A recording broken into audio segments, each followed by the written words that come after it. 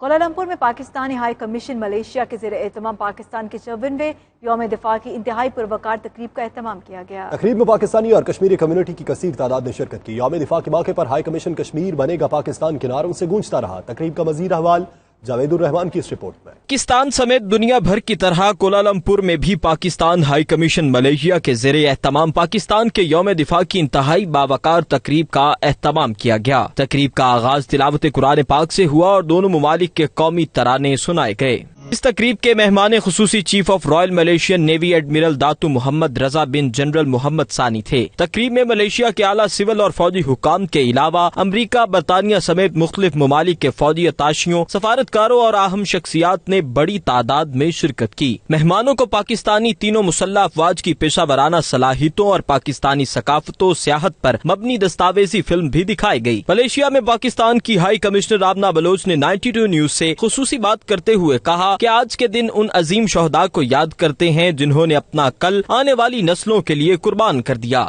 آج کے دن کی اہمیت اس لیے بھی زیادہ بڑھ گئی ہے کہ وزیر اعظم پاکستان کے انہوں نے اناؤنس کیا کہ ڈیفنس ڈے کے ساتھ ساتھ آج ہم کشمیریوں کے ساتھ سولیڈیرٹی کا ڈے بھی منائیں گے۔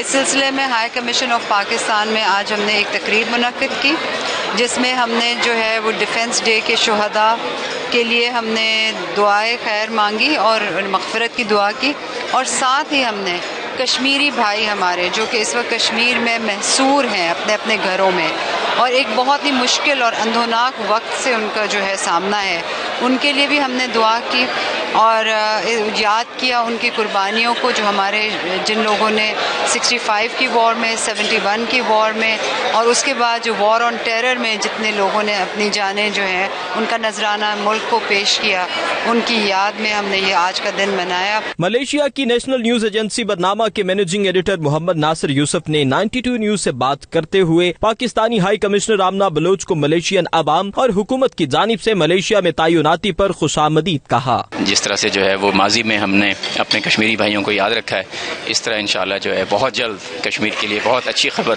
انشاءاللہ آئے گی اور ہماری تمام جو خوشیاں ہیں ہم ان کے ساتھ مل کر منانا چاہتے ہیں، اور کشمیر زندہ باد، پاکستان زندہ باد۔ I think it is a very, very, very good relation that Malaysia and Pakistan have shared all this while.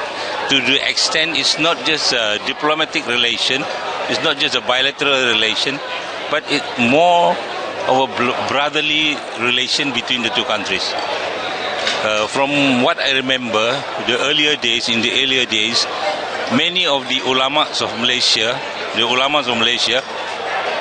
went for their study in the funduk, in the religious madrasas in Pakistan.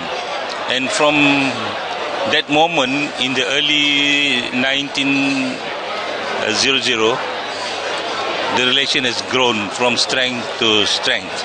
تقریب کے مہمان خصوصی chief of Royal Navy admiral Muhammad Reza کا کہنا تھا کہ پاکستان اور Malaysia دونوں عظیم دوست ملک ہیں اور یہ دوستی دن بدن مزید مستحکم ہوتی جا رہی ہے۔ Yes, as far as our defense relationship, it's been very good. I can only speak for the Navy because I'm from the Navy. Our officers, most of our officers have undergone some form of training in the Pakistan Navy, and to the best of my understanding that applies to the Army and Air Force as well. But I know for sure that the naval guys, they have a very long history of cooperation with Pakistan, especially in the area of training.